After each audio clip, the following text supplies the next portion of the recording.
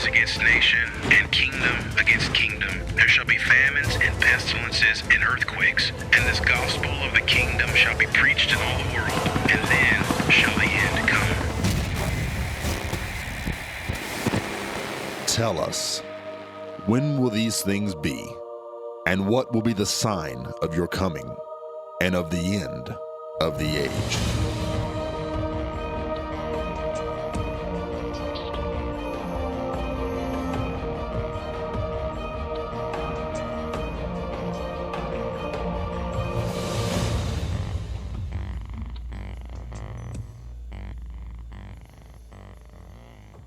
Here's today's prophecy update.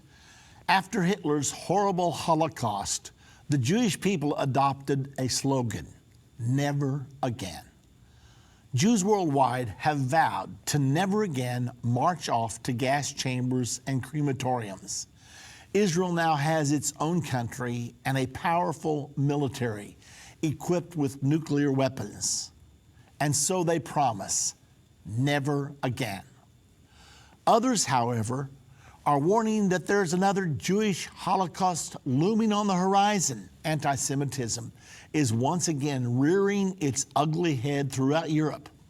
Muslim demonstrators are heard openly chanting, Hamas, Hamas, Jews to the gas. Could it happen again?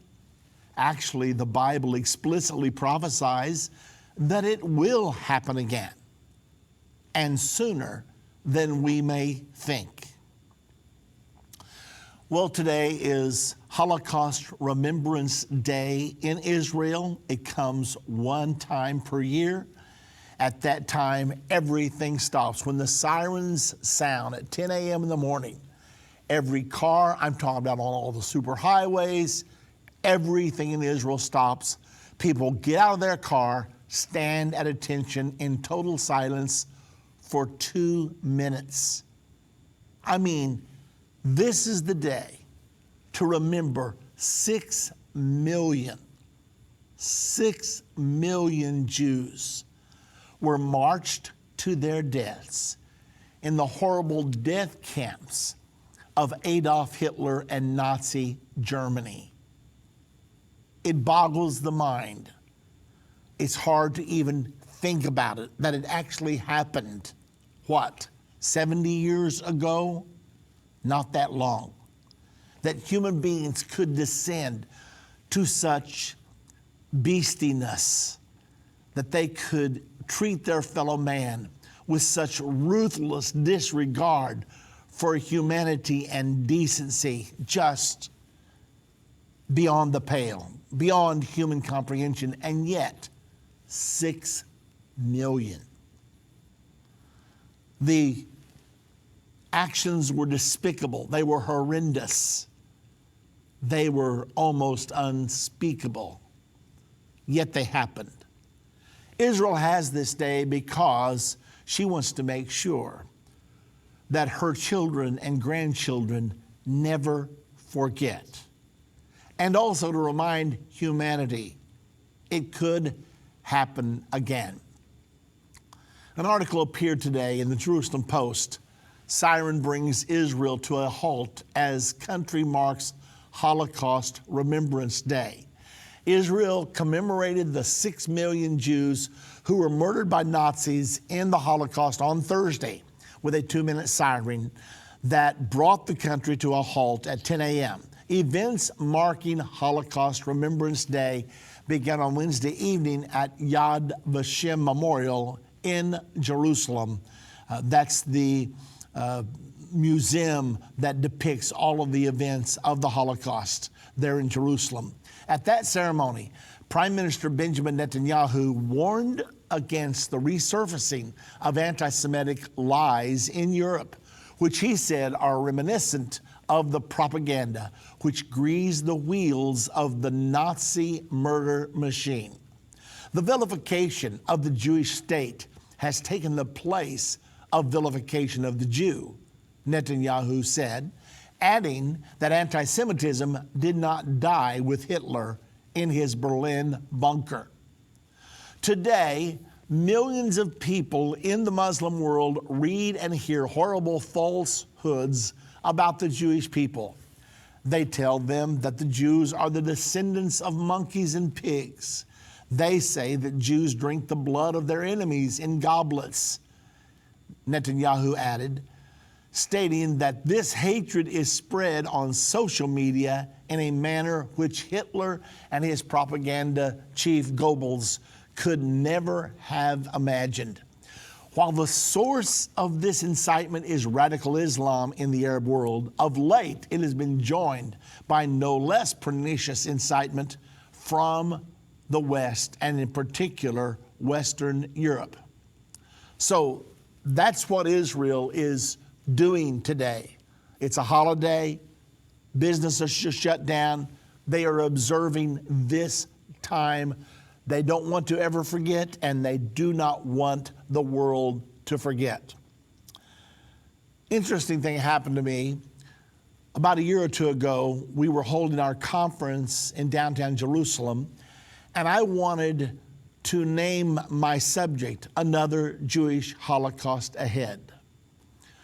When I submitted the brochure to one of the leading papers of Israel, I will not call the name, but they were going to insert our brochure into each one of their Friday editions of their paper so that the word could get out about the prophecy conference.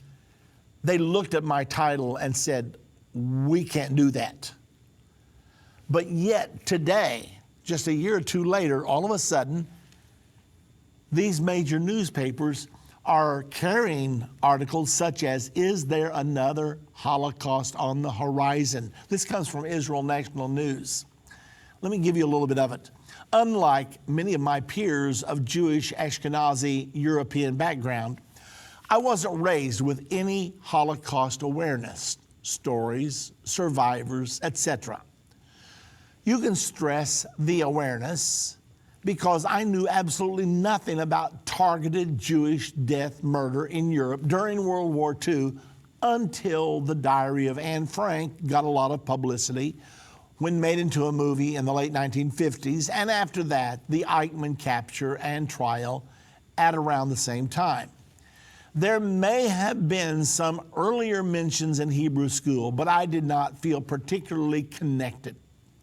Last week, just before Passover, when I was sitting Shiva for my father, many of the comforters who came to the Shiva were surprised that my paternal grandfather's family, the Spiegelmans of Nishelsk, Poland, had moved lock, stock, and barrel to New York well before Hitler had taken over Germany. My father and his two siblings had grown up with two sets of grandparents, also his mother's parents, and most of his aunts and families had left Rogatchow, Belarus, well before the Holocaust, and lots of cousins on both sides.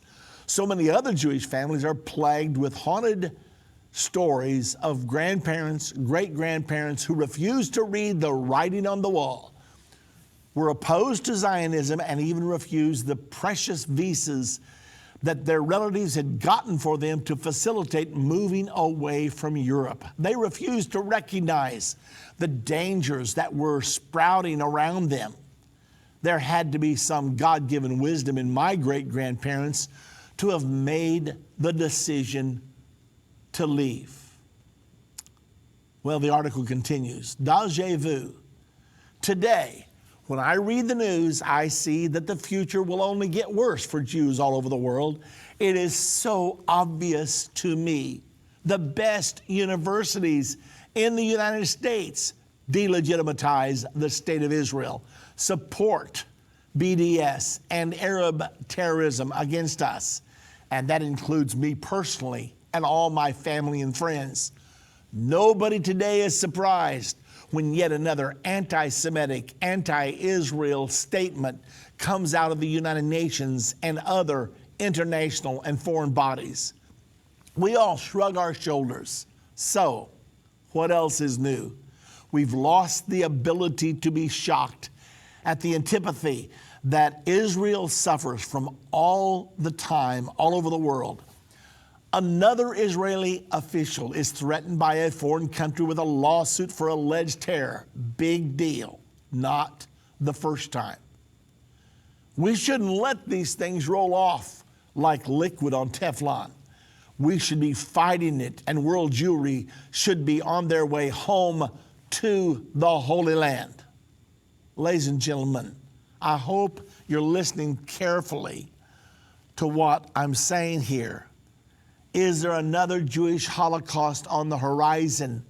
That's the big question. The answer is yes, absolutely yes. It's prophesied in the Bible. As much as I hate to say it, I wish it were not true. There is another Holocaust coming. But first of all, let's begin by going to the prophecy in Ezekiel 37, starting with verse number 1, that foresaw Hitler's Holocaust. Ezekiel was led out to a valley. Here's the story. The hand of the Lord was upon me and carried me out in the spirit of the Lord and set me down in the midst of the valley, which was full of bones. This is Ezekiel 37:1, verse 2.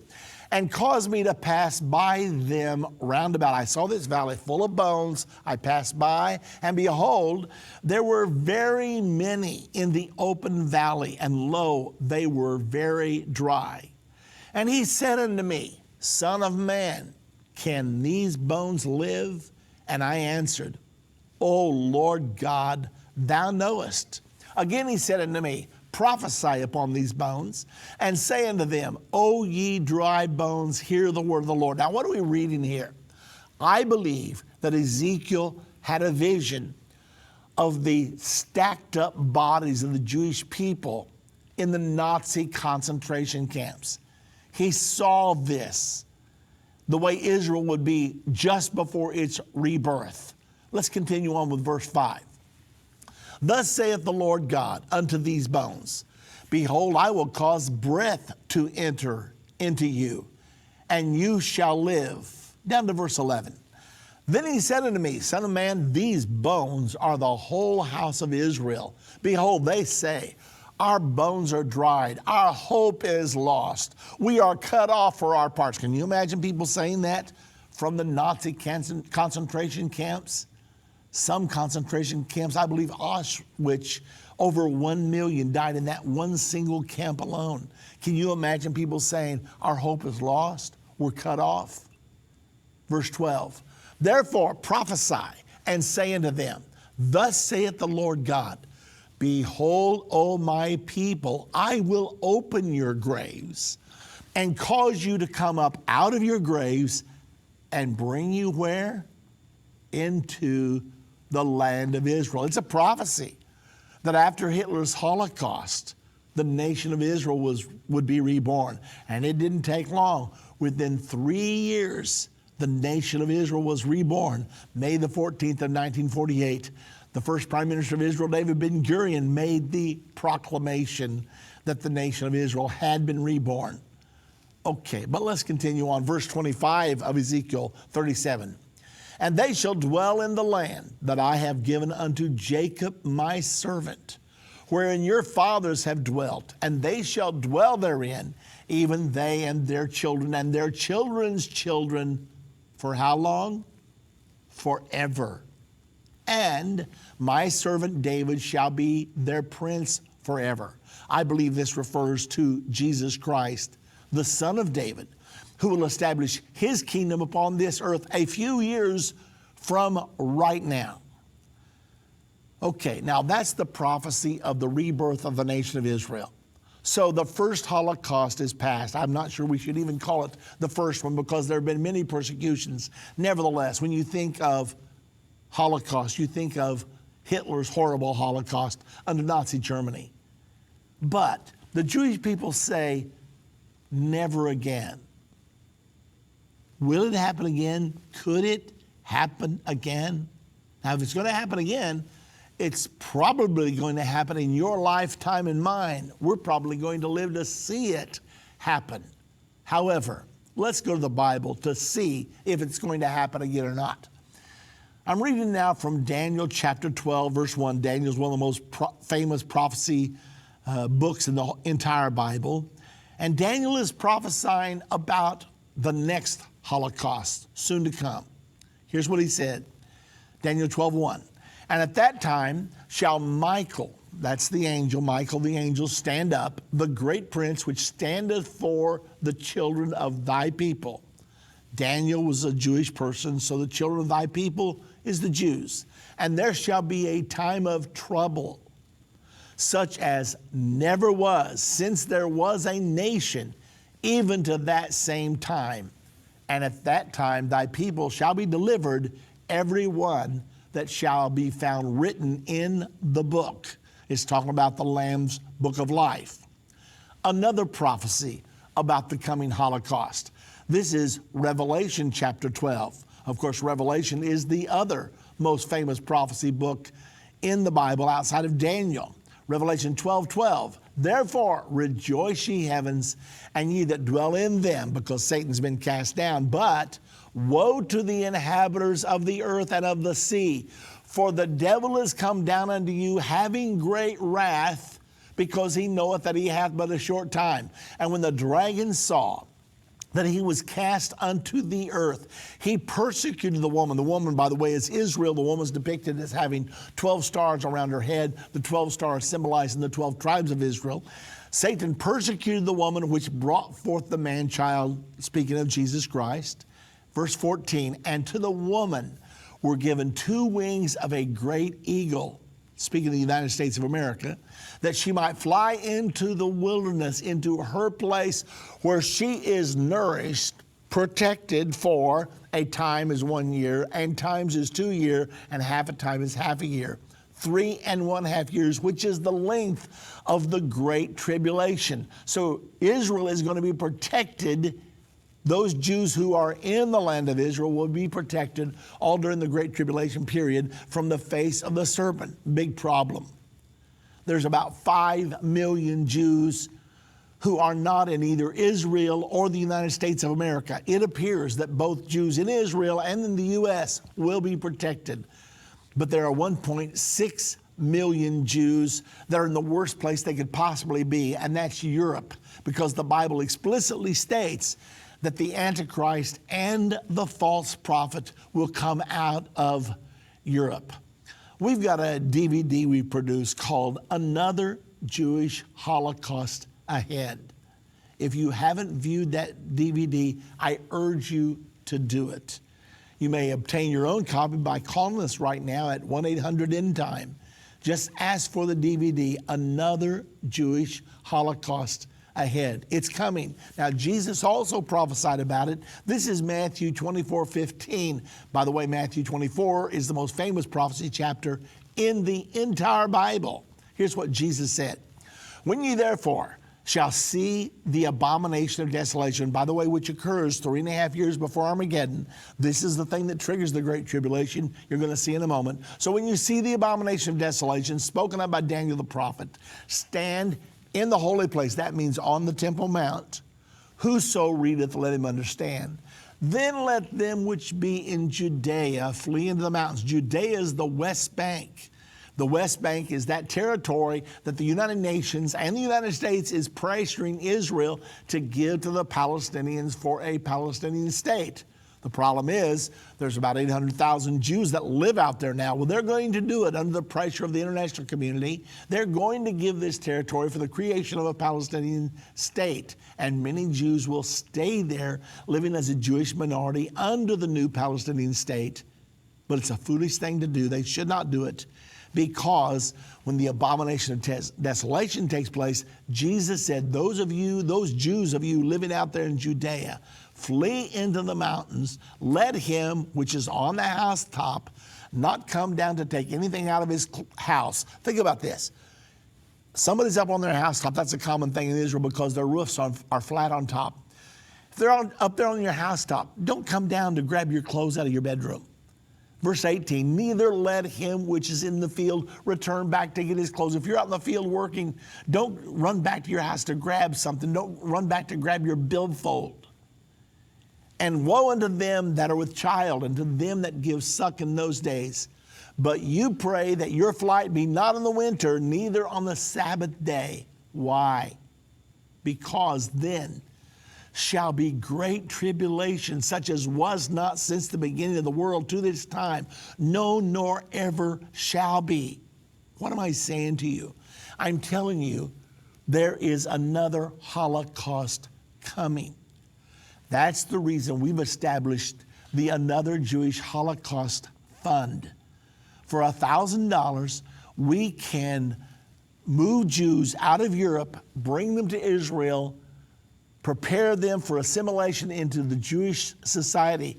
If you would like to contribute to that, we would love to have you do that. As a matter of fact, if you contribute $1,000 to the Another Jewish Holocaust Fund today, we will send you a letter that you can personally sign, addressed to the Jewish person that you help escape and make it safely back into Israel. We also are going to send you a beautiful piece of artwork depicting the United States watching over Israel in the end time. And also, well, anyway, call us if you're interested in doing that. If God's blessed you where you could do that, I would say do it, because we're racing the battle of Armageddon right now. So Jesus said, those who live out there in Judea, then will be great tribulation such as never been before, nor ever again shall be. Now, what are we going to do here at Endtime Ministries to make sure those people escape? We're going to send a magazine to every single one of their homes. That's the reason you should partner with Endtime Ministries. Not only that, we're not going to stop there. We're going to do our very best to make sure that every single Jewish person living out there in the area of Judea under the new Palestinian state, and it will happen before long, we're going to make sure that every one of them is warned. We're hoping to mobilize and organize a door-knocking campaign that we would go to every door of every Jewish person living out there in the endangered territories. We're going to know where the territories are, because when they get this peace agreement, there's going to be a boundary drawn. Everything on the other side of the boundary will belong to the Palestinians. Everything on this side of the boundary will be safe area for the Jewish people. But there's going to be many Jews living out there. There's 800,000 right now living out there. How many of them will stay after the agreement? Probably 200,000, 300,000, 400,000. But Jesus predicted for those people, then will be great tribulation such as never been before, nor ever again shall be. And he didn't just predict it for them either, but he is saying worldwide, when you get to Europe, now fortunately, the United States of America is apparently going to be a safe place for the Jewish people as well. We're going to be a friend to Israel during these end times, and I'm very grateful about that. I'm very thankful about that. Mr. Donald Trump just, I think it was on Tuesday, stated that Jews should not be forced and pressured to move out of Judea and Samaria. Now, if he becomes the president and if he holds to that, then he'll be one of the best friends they've ever known. However, I don't care who gets to be president. The situation where the Palestinians are going to be in control of the West Bank, that situation is going to happen, whether it's Hillary Clinton, whether it's Donald Trump, no matter who it is. We're moving toward that right now. Now, Mr. Donald Trump has said he would love to be the person to negotiate a peace deal between Palestinians and Israelis. If a peace deal is negotiated, Netanyahu has even said, look, the Jews that decide to stay out there, we're going to offer to move them back. We'll pay them reparations for their properties. But if they decide to stay out there, they'll be on their own. In other words, if persecution comes, the Israeli army's not going in. They're going to be warned at that time. So let's say that Donald Trump would be a part of this deal. So when they strike the deal, Palestinians are going to agree, Jews are going to agree, the international community is going to agree, and probably the United States of America is going to agree.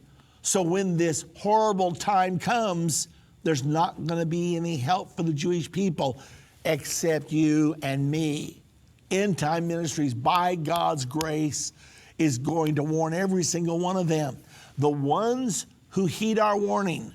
Jesus said it this way: if you're out there at the time of the abomination of desolation, If you're out there halfway through this final 7-year period, when the Antichrist stands on the Temple Mount claiming to be the ultimate authority there, when you see that signal, Jesus said it will be so urgent that if you're on your housetop, don't even go down into your house to grab your clothes. Hit the ground running. Why? Because then will be great tribulation, such as never has been before, no, nor ever again shall be. What incredible times you and I live in right now. Now, there's a conference that's going to convene May the 30th, 25 days from right now. It's going to convene in Paris, and the goal is to prepare the way for a huge international conference where they try to pound out the conditions of a peace deal between Israel and the Palestinians. If they get that done, then the plan is to take that deal to the UN Security Council, and if they pass it, if the U.S. does not use its veto power, and by the way, they're probably trying to do it now while President Obama is still in office, because they're pretty sure that the next president, especially if the Republicans would happen to win, the next president would use the veto power. But if they can get the deal done now while Obama's still in office, then there's a chance that he would not veto it and it could be implemented. Now, if that would happen, and I'm not predicting because I don't know whether it could happen that quickly or not, but if it would happen, the final 7 years to Armageddon would begin even before President Obama would leave office. Now, whether it happens now or a year or two later, I'm telling you, it is coming. The Bible is explicit. The details are given. That's where we are right now. Once again, the DVD is called Another Jewish Holocaust Ahead. You can obtain your copy by calling right now 1-800-END-TIME. If you'd like to become a partner with Endtime Ministries, and I hope you will, same number, 1-800-END-TIME, 1-800-363-8463. Why don't you do both? Get the DVD and become a partner with Endtime Ministries. Stay with us. Take your understanding of the end time to a new level with our Outlines and Quizzes workbook. This workbook accompanies our Understanding the End Time 14 lesson series. As you watch each lesson, follow along with the outlines, then take a quiz and check your answers at the end. These are all contained in one convenient workbook so you can study as well as teach prophecy wherever you go. Use it as a study guide to cement main points and scriptures that Irvin teaches in each lesson. It's also a great tool if you host an end-time Bible study. Help your group solidify what they're learning by getting a copy for each person to follow along with the video and then to take home and study on their own. Get the workbook by calling 1-800-ENDTIME or go to endtime.com and be ready to instruct many as the scripture says. Be encouraged about the great plan God has for our generation at End Time Prophecy Conferences. Come be in an atmosphere of people who are excited about living in the generation that will welcome back Jesus to the earth.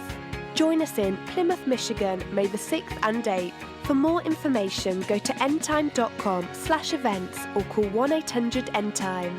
Irvin Baxter and our End Time team will look forward to meet you and hope you'll gain new understanding as prophecy continues to unfold. Hey, this is Anthony from the End of the Age Control Room. So I know some of you are about to turn your radio off because your station only carries the first 30 minutes of End of the Age. We're sorry about that, but we have good news because now is your cue to turn your computer or mobile device on and head on over to endtime.com. There, click the watch button to continue to listen or watch the program, and we'll see you there for the next segment of End of the Age.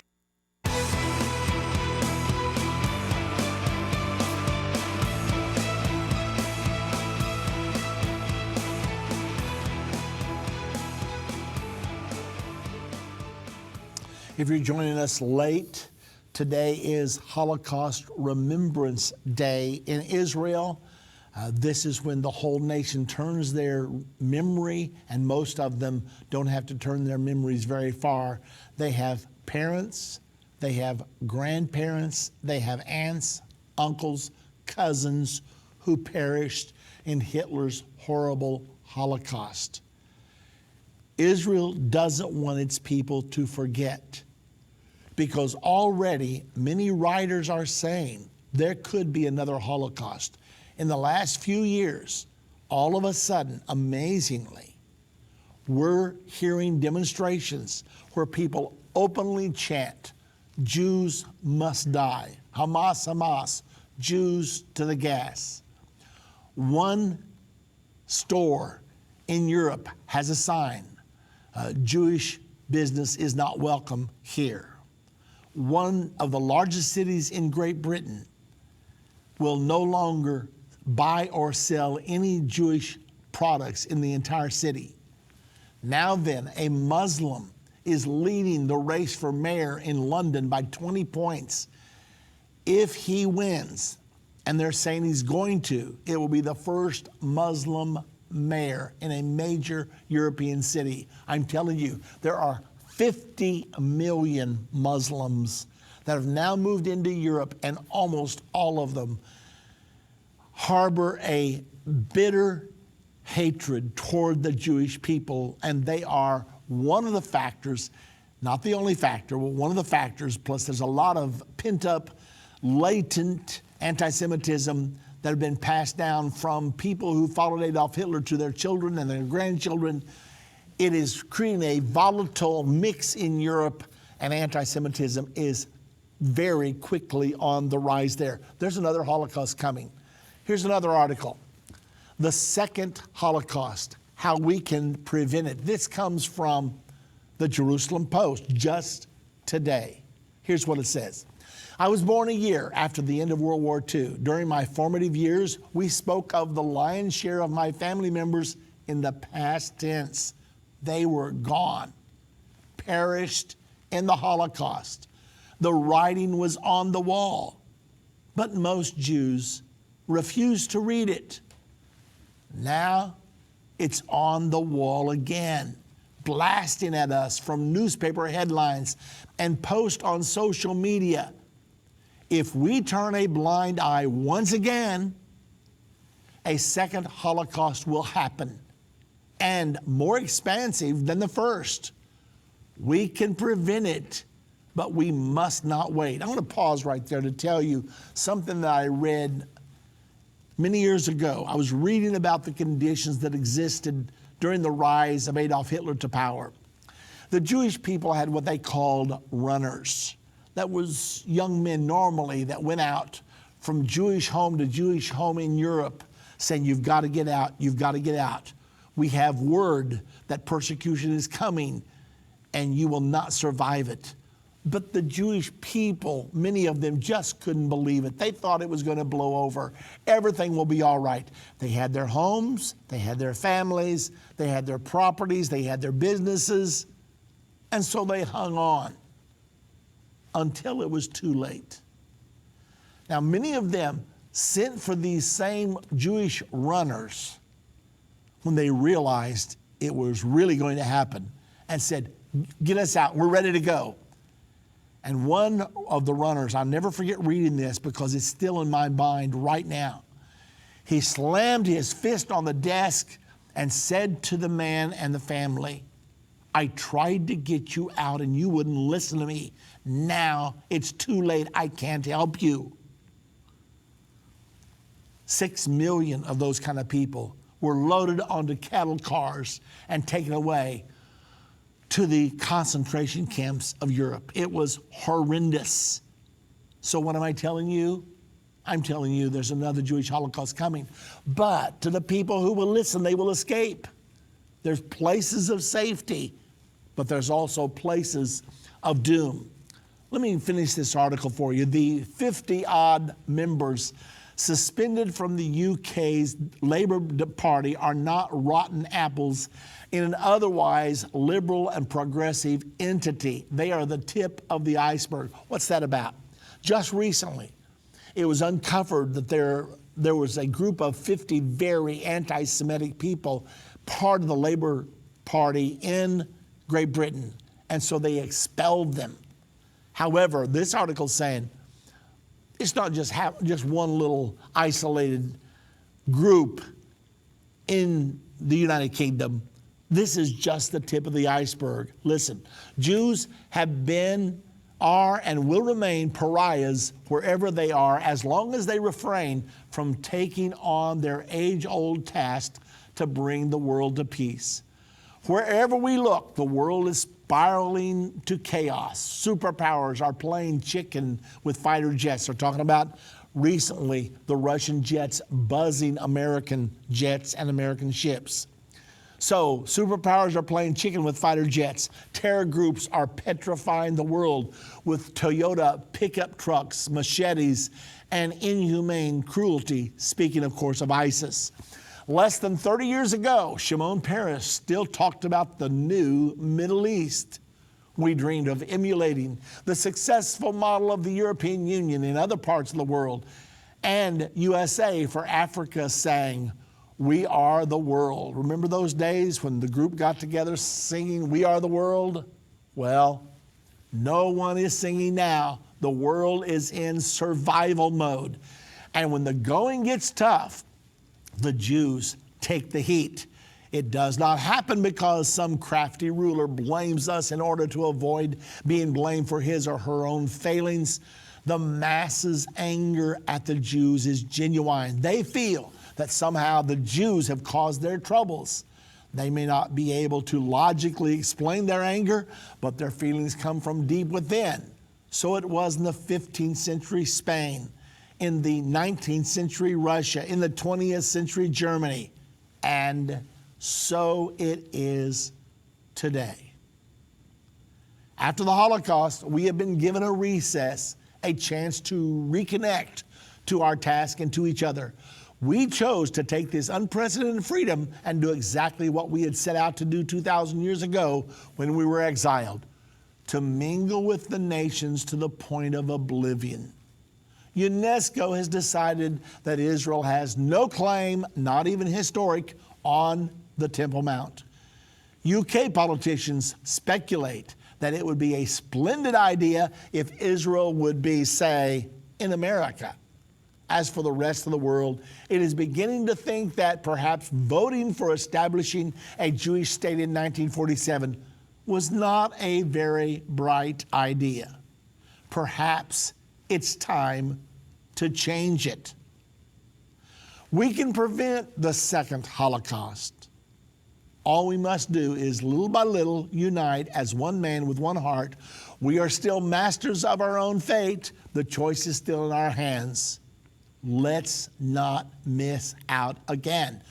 Ladies and gentlemen, that's what they were reading from the Jerusalem Post today in Israel. It's almost like reading from Endtime Magazine. We've been telling the people for a while. I've been speaking downtown Jerusalem every year, warning them concerning what is coming. But now then, it's being trumpeted on the major publications in Israel itself. You know why? Because it's coming. I knew a long time ago, because it's in the prophecies of the Bible.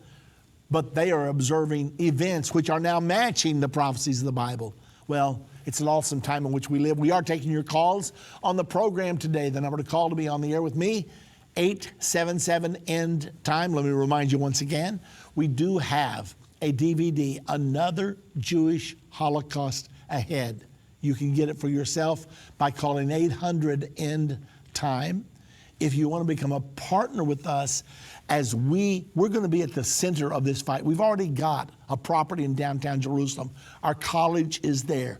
We intend to use that property as a place for Jews to run to when they run for their life from Judea, like the Bible, like Jesus prophesied they would do.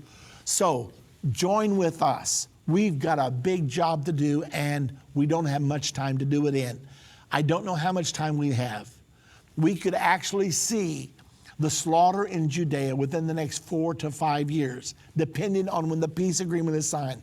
When that peace agreement is signed 3.5 years later, that's not much time to work. It's going to go by fast. Become a partner with Endtime Ministries. We need you now more than ever. We're working day and night. We were praying today in our prayer time that we always start the day out with. And what a wonderful presence of the Lord filled our prayer room. We could feel his presence so much. And I was asking God, Lord, send us a true old-time revival. Lord, we need that. We need your power flowing through us to help us to be equal to the task that lies ahead. And I promise you, the greatest time in the history of the church is just ahead of us. Most of the church, as you know, is asleep right now. There has to be a huge awakening. I am sorry to tell you, most of the church is not going to awaken. The Bible prophesies that most of Catholicism and Protestantism will follow the false prophet straight into the arms of the Antichrist, but not here. We understand it. The prophecies are crystal clear. We're going the other way. We're going back to biblical Christianity. We want to be just like the apostles were when Jesus left the earth and they had that blazing revival. That's what we're looking for. Join hands with us. Become a partner with End Time. 800 End Time is the number to call. Let's get the phones now. I think we have time for one call before the break. Let's go to Jeremy calling from Pennsylvania. Hello, Jeremy. Hello. Hi, Irvin. Thank you so much for taking my call. I have a really quick question. Seeing that this meeting will be in Paris, I was wondering whether it's possible that one of the key members there might be the Antichrist. And I was just wondering, what exactly does the Bible say about, how would we notice who the Antichrist was before he stops the sacrifices in the temple?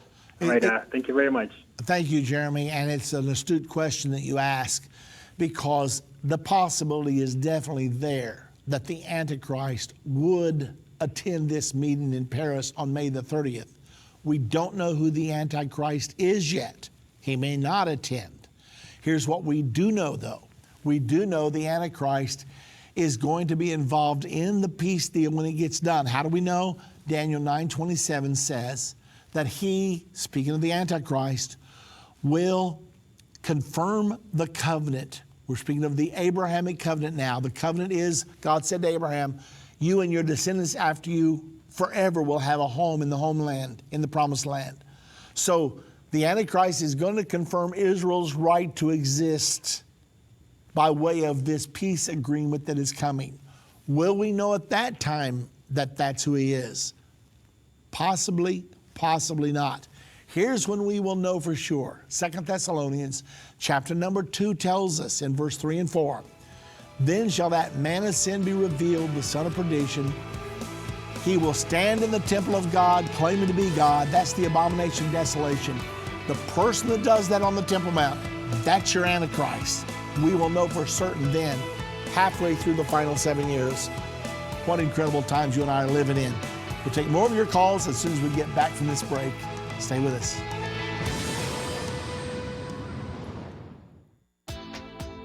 Hey, this is the first time I've actually tuned into your show, and my brother was telling me about it, so I thought I'd check it out. He was telling me that there's certain animals that represent the different nations and the end times. Well, I'll never forget when I first saw this, I thought, what's this all about?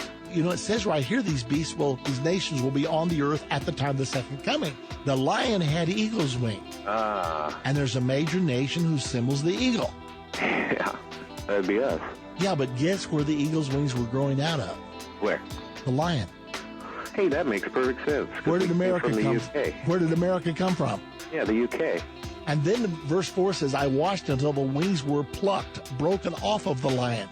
Can you believe in 550 BC, God foretold the Declaration of Independence, which would occur 2,300 years later?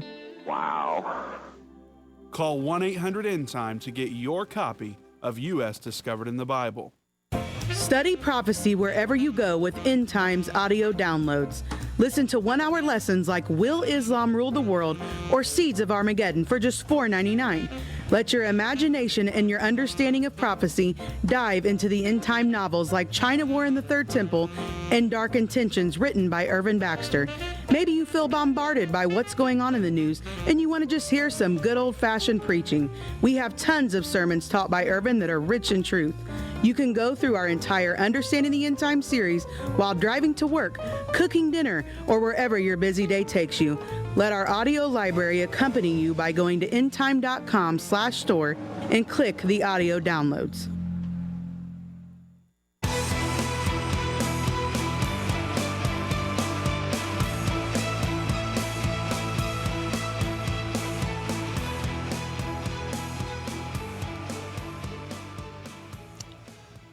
Today is Holocaust Remembrance Day in Israel at 10 a.m. this morning in Israel.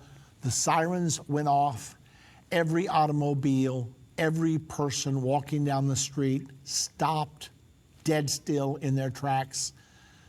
On the 4-lane highways, every car, every truck stopped. People stepped out of their vehicles and stood at attention in silence for 2 minutes, remembering the 6 million Jews that died in Hitler's horrible Holocaust.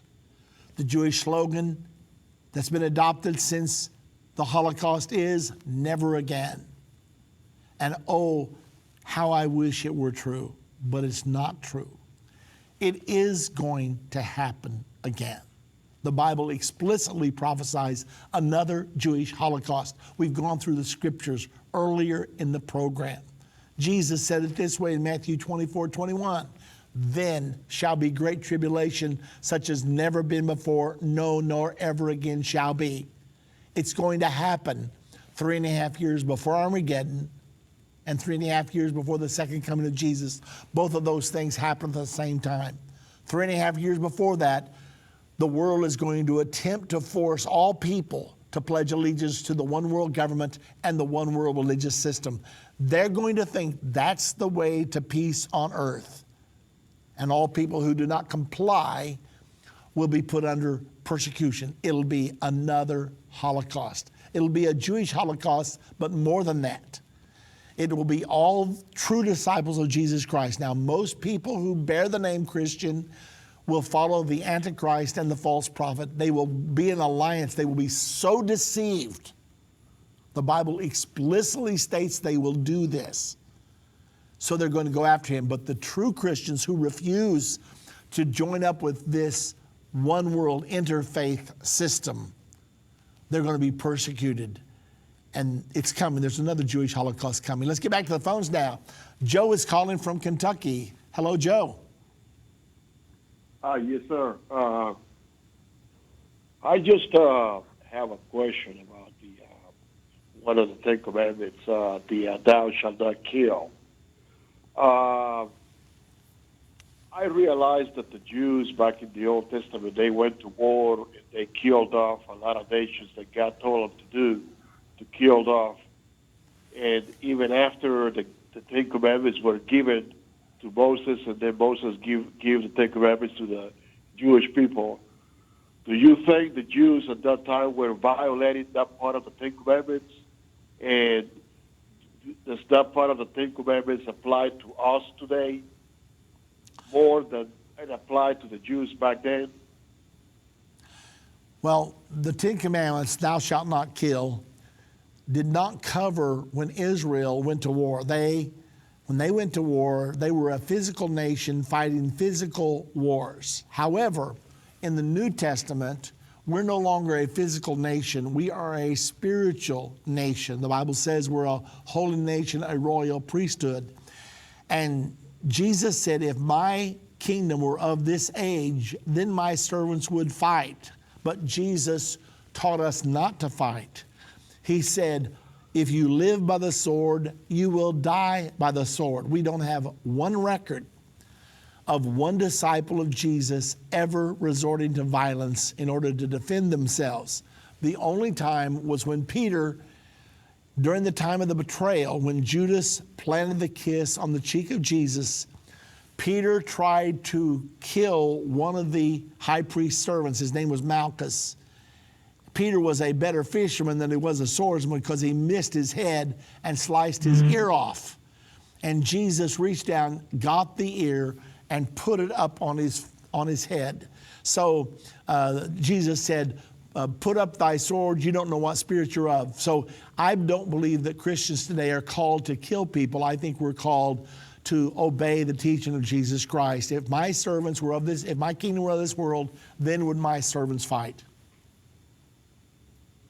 Okay, so that commandment was not violated by Jews back in the Old Testament. Well, some of them did, and if they killed their fellow Jewish people, then it was eye for an eye and tooth for a tooth. They were to be killed. But when it comes to going to war, God justified that because the Gentiles were not considered a people. They were considered dogs back in those days. God only recognized the Jewish people as a legitimate people. That is all past. The middle wall of partition is broken down, and now all people are considered legitimate people, and that the Bible tells us that we should not do any murder, that we should not live by the sword. That's where we are today. Hey, listen, Okay. Joe, I got to let you go. Appreciate the phone call. Hope that helps. If not, call me back later. I want to go to New Jersey now. Eileen is calling from New Jersey. Hello, Eileen. Hello, Pastor Baxter. How are you? I'm doing wonderful. Thank you. I wanted to just give you some personal insight into my feelings about Donald Trump. I tend to be pretty conservative. I'm very, very uneasy with him as a candidate, very uneasy with wanting to cast a vote for him. I worked for him for 9 years. I was in the Department of All Women, and at one point he had someone who was employed for him who was above me, like my supervisor, who decided that didn't want us there anymore. It didn't have anything to do with quality of work. And what he did was to create what he called progressive discharge. You create a working environment that is so intolerable that you end up quitting. And the woman who I worked with left first, and then they worked on me to get me to quit. One of my jobs was to get employees to testify in cases where Donald Trump was being sued. And at one point, my supervisor, the guy I was telling you about, who was trying to get us to leave, was telling employees, "Don't listen to her, don't testify."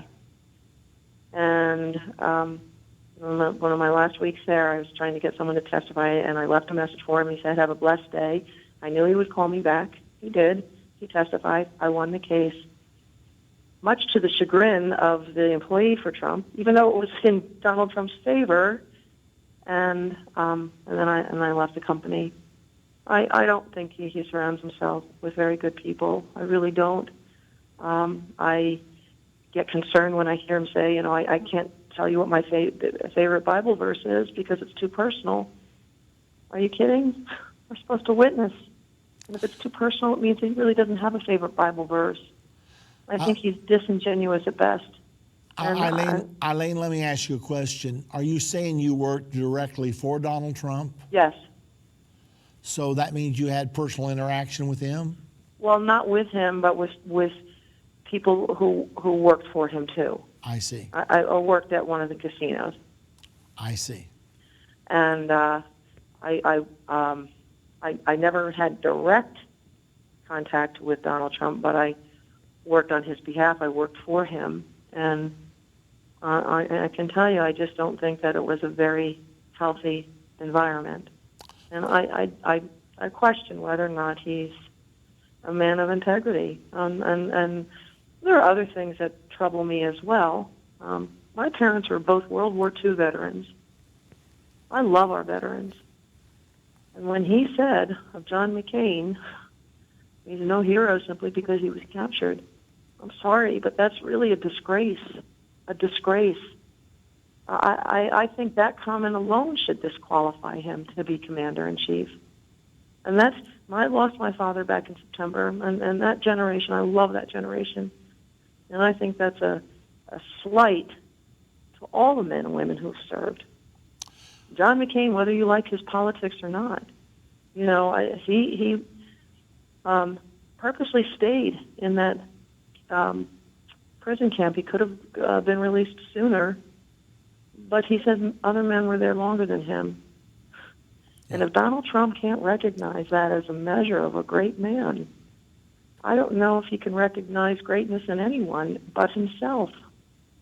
I'm very disheartened with our choices, and especially with him. I thought really the Republicans had a great slate of candidates, with the exception of him. And well, let me just tell you, Eileen, I think the biggest issue of this campaign was Republicans had gotten so tired of voting for Tweedledee or Tweedledum. They wanted someone that would quit selling us out to one world government, to globalization, to NAFTA. Our jobs were going out like crazy. I think those were the frustrations that Donald Trump tapped into. And I think a lot of people overlooked some of his bombastic ways because they felt like we had to have someone that would restore sovereignty to America. They were watching our borders being totally eradicated because Obama believes in one world government. And so I think those were some of the overriding issues that people saw, some of the bombastic ways of Donald Trump, but yet on the other hand, he touched some nerves that people were so disturbed about. You know, when Obama came in, we had the control, the Republicans had control over the House and over the Senate. We could have blocked Obamacare just by refusing to appropriate the money. But the Republican leaders didn't do it, what we call the establishment.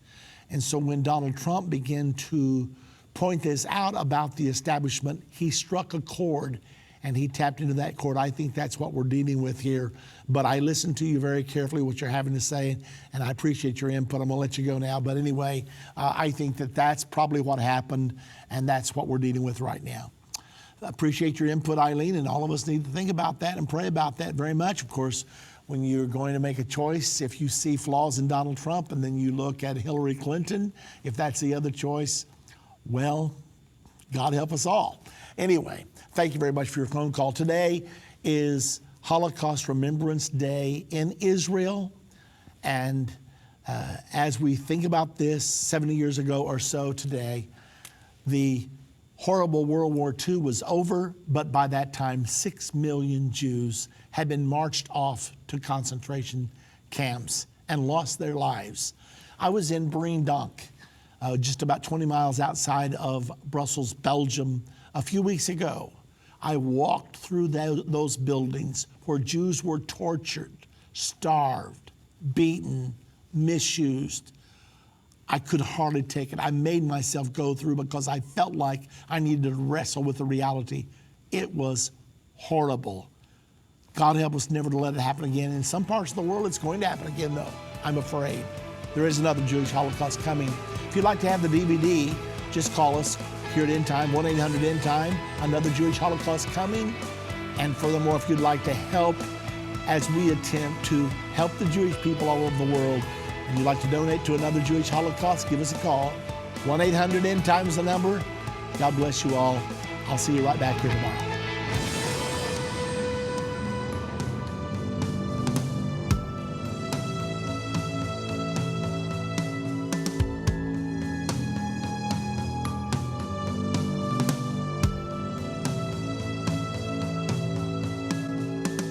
End of the Age is a production of Endtime Ministries.